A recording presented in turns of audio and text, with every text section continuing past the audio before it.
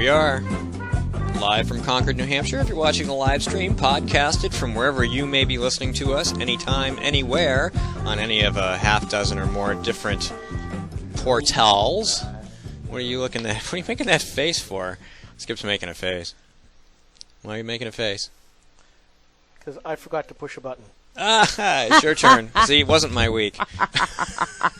Anyway, welcome back to GrokTALK. I thought there was only one blonde in the room. Or two. You might have been blonde at one point, but that's true. He could still be blonde, too. Welcome to GrokTALK, where things go wrong recently, and we're trying to recover from them. He is the senior member. He is. Are we supposed to respect you automatically? Most likely to collect benefits. Welcome to GrokTALK. I've earned. Brought to you by the Coalition of New Hampshire Taxpayers and the bloggers at GraniteGrok.com. Visit us on Facebook and Twitter. Just search Granite Grok. And, of course, we're on all those sites I was talking about. I'm not going to go through the list because it's too long, and I would suck up everybody's time. Anyway. Thanks again to Mike Rogers for calling us from California. Greg Moore, who gave us a buzz from wherever he was. I don't even know. And coming up in the next segment will be Jack Kimball from the Smith for U.S. Senate campaign. But right now we have Dan Hines with us, whose microphone I have not turned on. There we go. So he could actually talk. Welcome to the show. Thank you for having me. Okay, great. Why are you here? I'm here. Tell us why you're here. Tell us why you're here. That's a great introduction. Isn't it? Why are you here? You know, welcome to this band of ADD bloggers. You know what's funny about this gig is I do most of this by email, sometimes very rarely in person, and almost occasionally on phone. And I ask people pretty simple questions. You know, when are you going to be there? What do you want to talk about?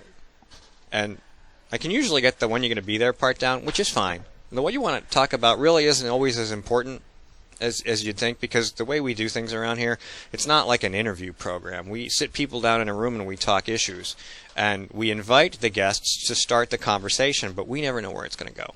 So sometimes that just doesn't matter. But in this case, we didn't even talk about why you were going to come in. So, all right, you go ahead and talk to these guys. I'm going to leave the room for a minute and shut up because I have some business in a different part of the office, and I'll be right back. I am here because I'm running for State Senate, District 11, which covers Merrimack, Amherst, Milford, and Wilton. And the next question, why am I running? I'm running because I think New Hampshire is moving in the wrong direction. So I want to decrease taxes. I think there's a lot of Republicans in there who say they're for smaller government. And as you can see with the Medicaid expansion and the gas tax increase, that's not the case. I'm not one of those Republicans. I do want smaller government. I want to lower taxes, specifically the business profit tax. I think we need that to lower that to encourage economic stimulate the economy, have growth, and have more businesses come into New Hampshire. The fact that Massachusetts has a higher business tax than New Hampshire, that's a problem. It's basically an income tax on small businesses. I think you did it. I think you swapped the names. Massachusetts has a lower business tax than New Hampshire. Thank There you go. And that's a problem. People come to New Hampshire for lower taxes, and that's a good thing. We want more businesses coming to New Hampshire, and I think one of the best ways to go about that is to reduce the business profit tax. And you're absolutely right. New Hampshire traditionally has been seen and listed as one of the least taxed states in the union. I mean, we don't have an income tax. We don't have a sales tax. When I talk to my customers, and sometimes you go off on a tangent, and they go, you don't have what? Yeah, that's right. Move to New Hampshire, and in some cases get a 5% increase in your take-home pay, or in the case of California, 13% income jump right off the bat for just making a move. You're right. The business enterprise tax, which is a tax placed upon New Hampshire businesses just for existing, is onerous. And frankly, we all know on this side of the aisle that businesses don't pay the taxes. That's going to get passed through to pretty much almost all consumers.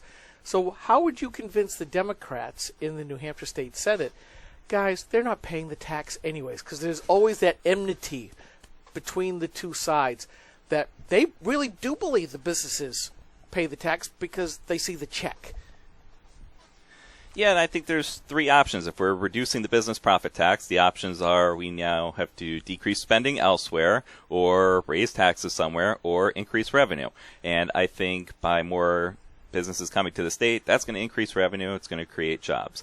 In regards to cutting spending, I think New Hampshire has a spending problem. We don't have a revenue problem. There's certainly a lot of areas that we should look into to cut spending, or at least spend our money in a better fashion that will produce more results. Such as? such as. You brought it up. We just kind of follow much. And it really comes down to this, and I've been on this tear for a while, and just to let you know, I think that like every other level of government, state government, federal government, they don't know what the word priority means. They seem to be doing, as progressives will want to do, to provide absolutely everything for everybody, no matter what it is. We hear always the roads and bridges, roads and bridges. Well, I'm sorry, but if it was really as high a priority as they say it is, you would have looked at the budget in a whole and say, we got all this stuff at, position 1,000 to 2,000, roads and bridges number 3, 4, 5. We're going to get rid of 50 of those lower priority things and just fund this. That's what most people would think. But does state government do that? And if not, how do you fix that readjustment of real prioritization? Well, I think with roads and bridges and infrastructure, specifically roads and bridges, that's what gas taxes should be going to. So when you pay the tolls, I expect the highways to be good based on those tolls I pay. I think we generally have pretty good roads, minus all the construction cones that are always everywhere and construction zones that never get taken care of. But I think we could address things more as a use. I mean, I think the money's there. I think it's being wasted, and we really need to do some auditing and look at how money is being spent. In regards to prioritizing, infrastructure is important. It helps the economy, but I think that money is there. I think there's just a lot of different areas that certainly we can look at what we're doing. No, I agree. It's such a mess right now how they're spending money, how there's no accountability for what they're spending it on, that someone needs to get in there and make change. Well, again, one of my most popular questions through the years has been, and having been a budget committee member in my own town, what is the proper role of government? I know what it is at the local level. Actually, it's the DPW. Keep the roads straight. Mm-hmm. Keep them moving. Police and fire, and then, believe it or not, the taxpayer. Here, me, a conservative, saying, taxpayer, the tax clerk and the town clerk, next most valuable person, because you got to be able to pay for all that stuff. And then everything else devolves from there. At the bottom of them, Parks and Rec, library. You can have a nice town without having those. We like to have them, but if you had to pick and choose, those would be the ones I would drop. Same question at the state level, because you're going to be one of 24. You're going to be one of 25 if you want to include the governor, the most important people who are making decisions. What is the proper role of government in your view at the state level, and what is it that we're doing that isn't proper? I think there's a few different things. So I think the government has the responsibility to protect its people. There's no question we're probably at least one of the safest states in the country. We have very low crime. I think a lot of this is local level. I mean, we have great local police. I don't know that state police are doing a whole lot. We might want to look into how much state police we have for what they're actually doing. I think another proper role.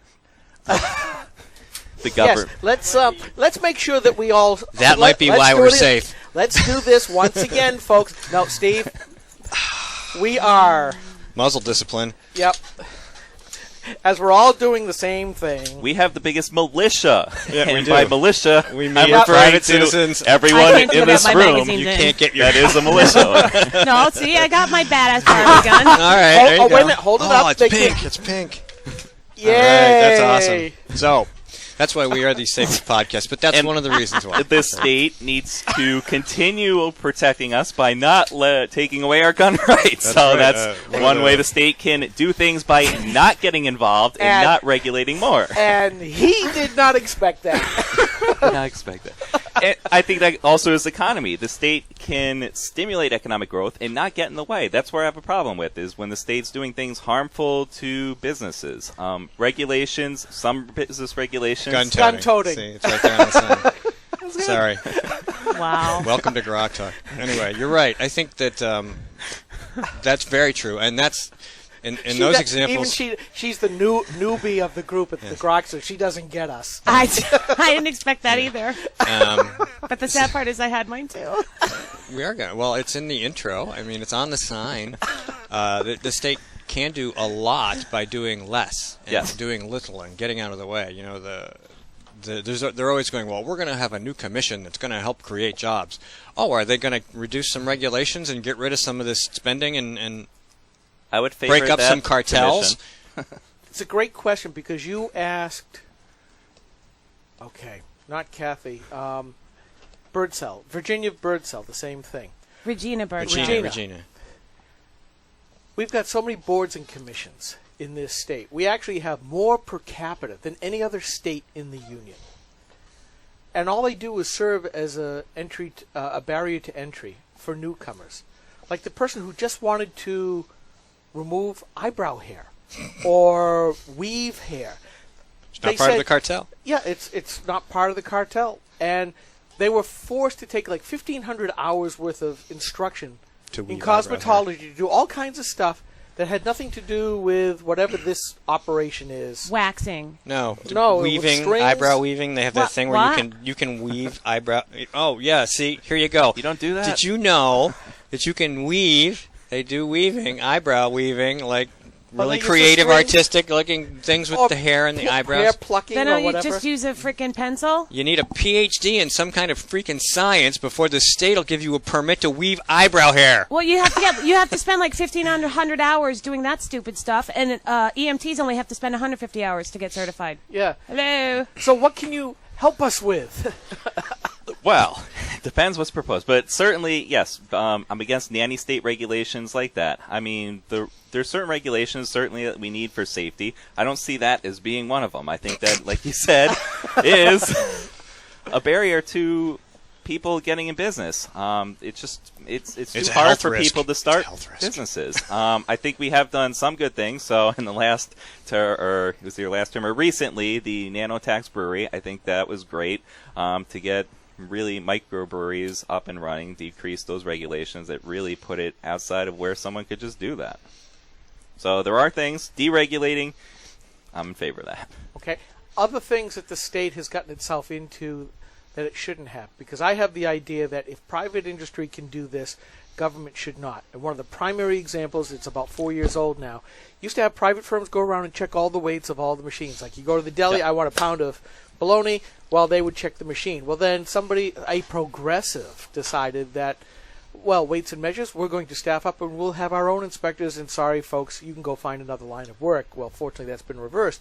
But that's the kind of thing I'm talking about. What is it that government does that it shouldn't have to do? Everything. Well, my brother lived just outside of Oklahoma City.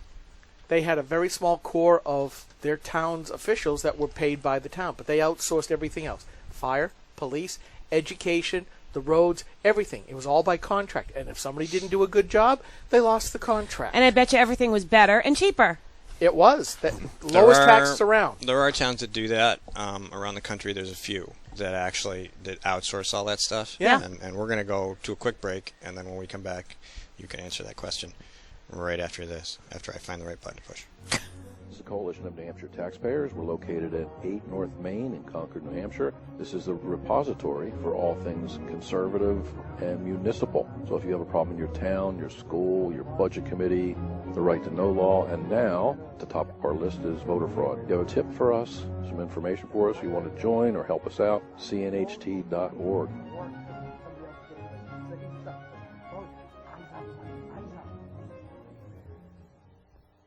He tried to make us believe he was a fiscal conservative, but State Senator Dave Booten has been deceiving New Hampshire taxpayers. Like a wolf in sheep's clothing, he claimed to be one of us, pretending to blend in, but all along voting like a liberal Democrat. He voted to raise your gas tax by another 23%, taking a bigger bite out of our wallets every time we're at the pump. And oh, how he drooled at the opportunity to vote to expand Obamacare, which will result in higher taxes and longer wait times in the emergency room. And now the Senate wants to pass a bill to prevent us from criticizing Senator Booten's vote? Call Senator Booten at 603-203-5391 and tell him that we're on to his wolf in sheep's clothing routine. Tell him to stop pretending to be a fiscal conservative and start voting like one. Paid for by Citizens for a Strong New Hampshire.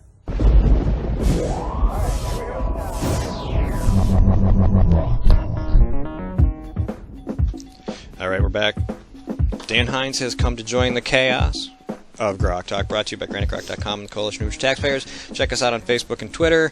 Visit us at GraniteGrok.com, and you won't have any clue what we're going to talk about, but Because we don't either. we might, that's show prep. What we write all week. That's our show prep. So anyway, Skip was asking about Privatization. So Privatization. basically letting the government do less and putting it in the hands of businesses and private people.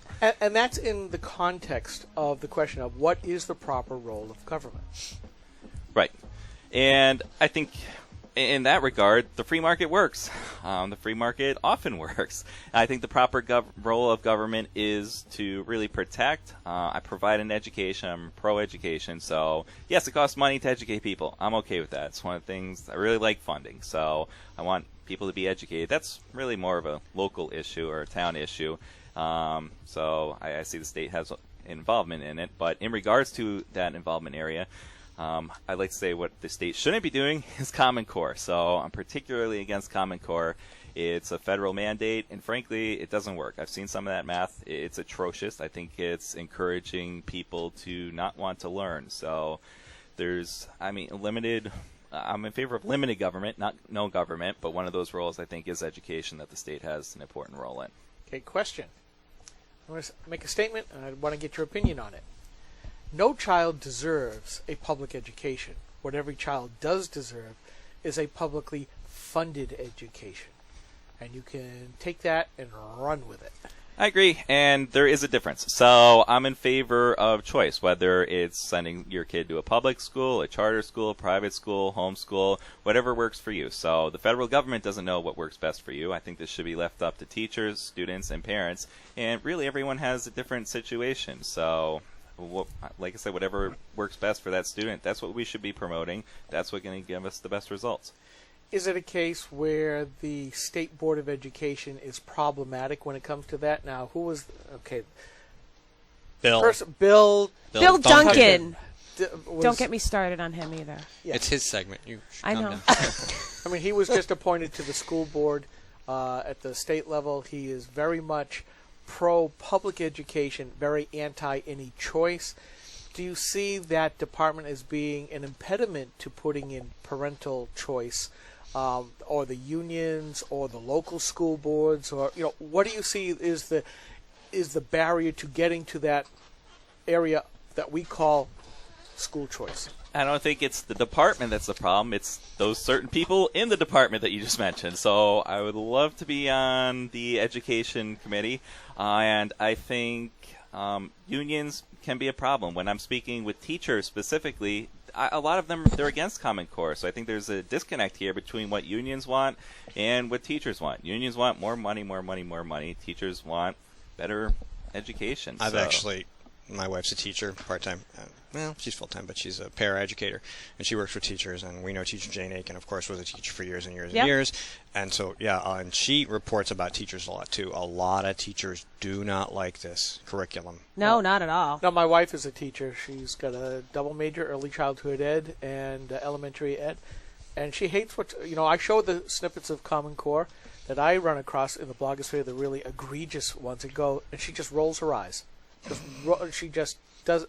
How can they do this? And having done New Hampshire Taxpayer Radio with Jane for 3 years, we used to talk about education a lot. And even then, and this was back in 2008, 2009, 2010, she was saying they just keep these ed schools and these ed professors, they just come up with these new programs because they need something to do, and they roll it out.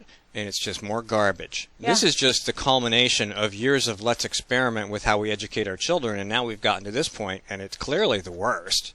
Well, they didn't even pilot Common Core, so that's right there is a problem. You don't roll something out without at least testing it first to see what the outcome could potentially be.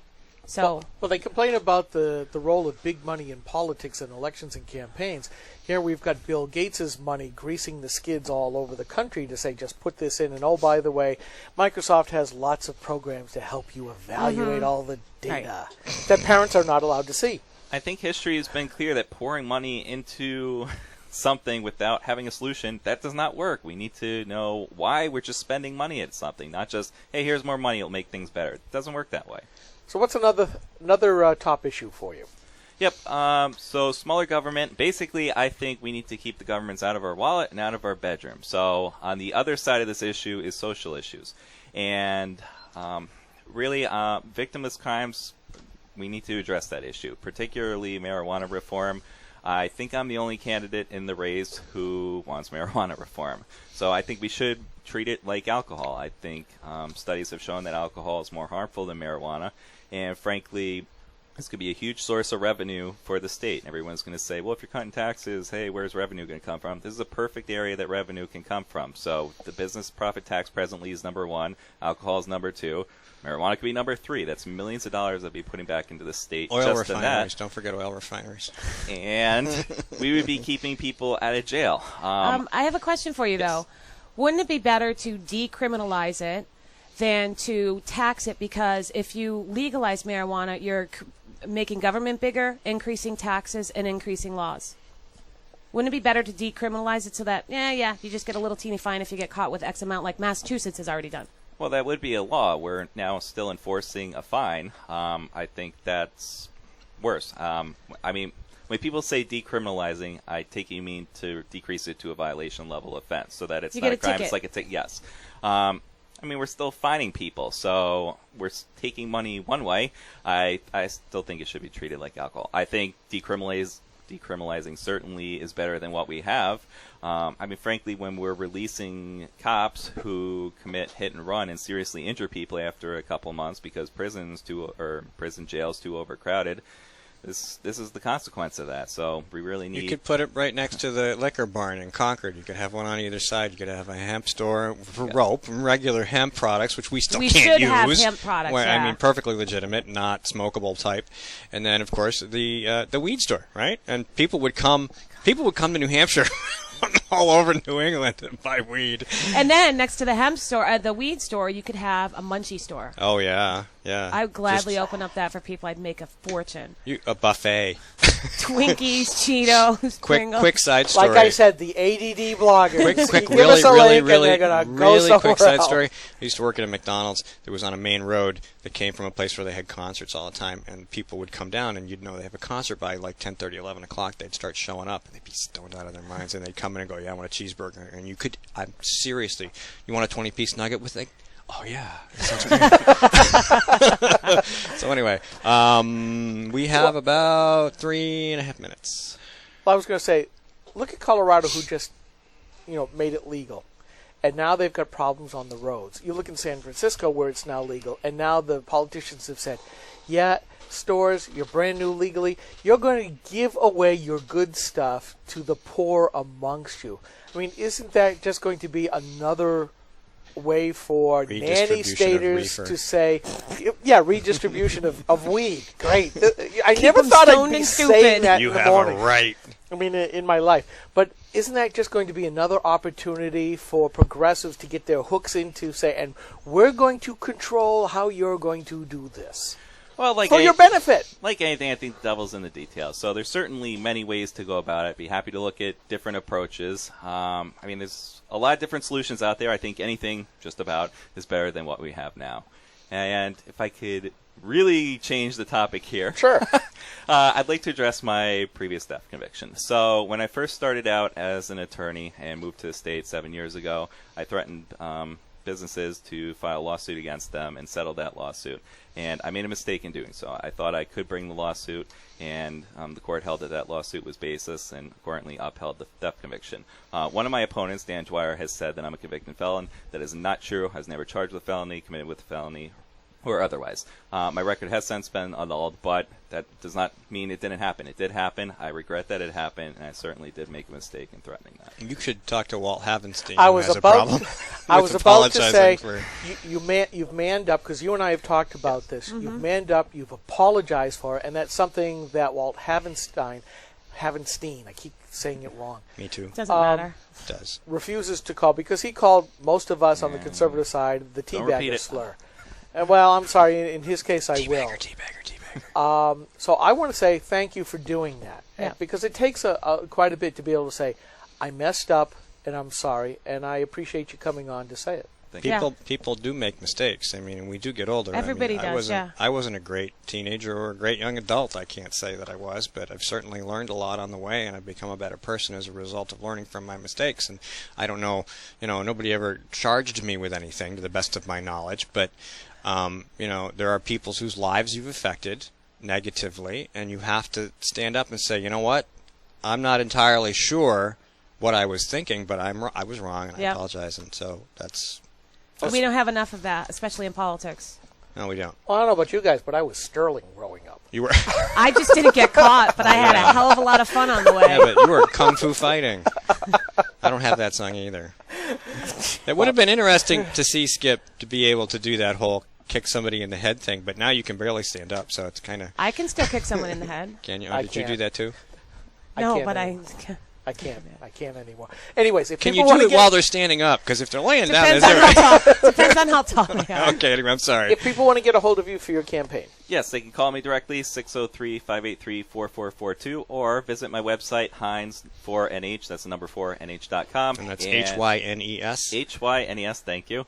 And that spells out my issues and hope it gives you a good idea of what I stand for. Are you on Facebook and Twitter too? I'm also on Facebook and Twitter. Thank you. Oh, Twitter queen. Social media. Come on. Yes, got to be on Twitter. Well, thanks for coming down and hanging out with us. We still got about 30, 60 seconds to fill in. My stomach's growling. Your stomach's growling. Oh, that's right, because you didn't eat. Uh-oh, she's warning us. Oh, no. She gave us the pre-clearance. You know what? Ahead. Right We have half an downstairs, hour. they have ice cream. Oh, you don't want to have me eat sugar on an empty stomach? Right, look, there's tons of stuff out there. I just looked out the window when I was calling Jack Kimball to try to tell him to be here earlier to find parking. Oh, and, yeah. And he didn't pick up because he probably didn't recognize the number. But that's all right. Chili dogs after the show. they're bad for you. All right, I'm Steve trying to eat McDonald. healthy. I am here with Kimberly Morin Why? and Skip Murphy. And where's my music? Is it playing? It is. Oh, there it is. Good luck, Dan. Thank you. Good Yes. luck, Dan. Thanks you. for coming on. Okay. Putting up with us. Yeah. I'm having all these audio issues today. And I'm starting to hear it. You hear it? There we go. Okay. All right. Hey, we can actually end the segment now. Professional radio. We miss you. Anyway. Once again, GrokTALK.com. Check us out. We'll be right back. You can listen to this muffling music, and we'll be back in the next segment, hopefully with Jack Kimball, who found parking and can get his butt up here into the studio.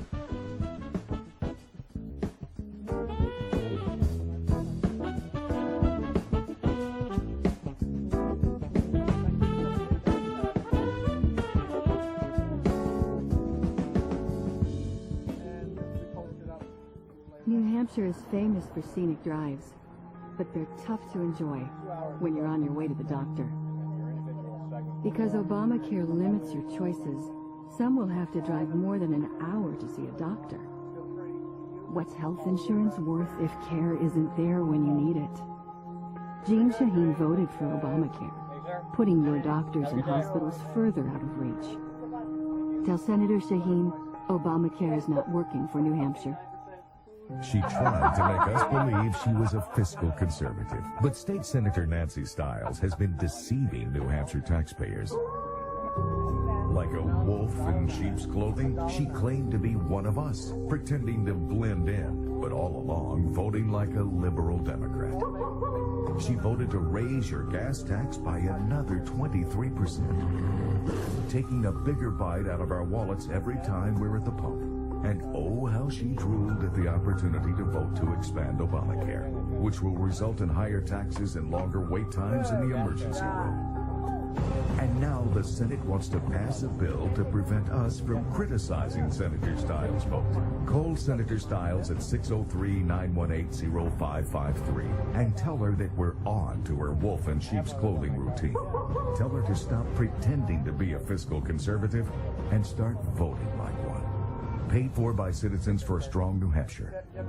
This is a coalition of New Hampshire taxpayers. We're located at 8 North Main in Concord, New Hampshire. This is a repository for all things conservative and municipal. So if you have a problem in your town, your school, your budget committee, the right to know law, and now the top of our list is voter fraud. You have a tip for us, some information for us, you want to join or help us out, cnht.org.